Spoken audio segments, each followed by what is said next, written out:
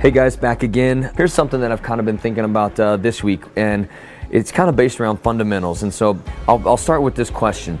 Are the fundamentals that were taught 15, 20 years ago still relevant in today's game? As we're 4 weeks into our fall youth player development program that we're running right now, and we're in the midst of, I'm realizing that even the fundamentals of our game at that level, the youth level, they're changing.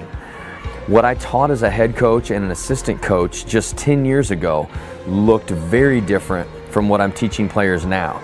So I wouldn't go as far as to say that all of the fundamentals are irrelevant, but some I think maybe are.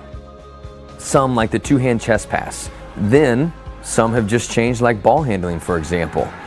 Ball handling in today's game is not about what you can do with the ball itself, but rather what footwork can you use while dribbling. It's much more about being shifty, changing pace than it once was. Some of this viewpoint is just a result of being able to study the game more from my approach as a player development coach, and some is just being honest with myself and understanding that the routine things that players need to be able to do in today's game are just not the same as they were in the past. You can't hold the past on a pedestal and demonize the future. I think we're doing a serious disservice to the players we are so fortunate to serve and work for if we're romantic about how it used to be.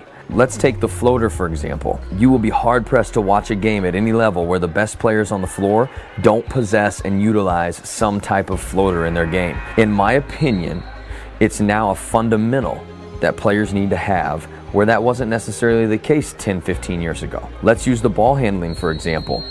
The best players on the floor are most of the time not dribbling the ball with an arm bar up, protecting the ball as they dribble, like we once taught and worked on in camps. They are instead opening up their hips towards defenders and are changing the angle of their hips to beat pressure, not handle pressure. Finishing around the rim has become so critical, and the 1-foot layup we made players execute cutting directly above the block at a perfect 45-degree angle, jumping off of their left foot, driving their right knee up while shooting it with the outside hand is just no longer effective, and in my opinion, not a fundamental any longer.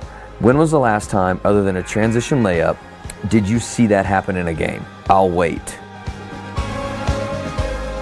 I think what is a fundamental is finishing off of 2 feet, finishing with your inside hand.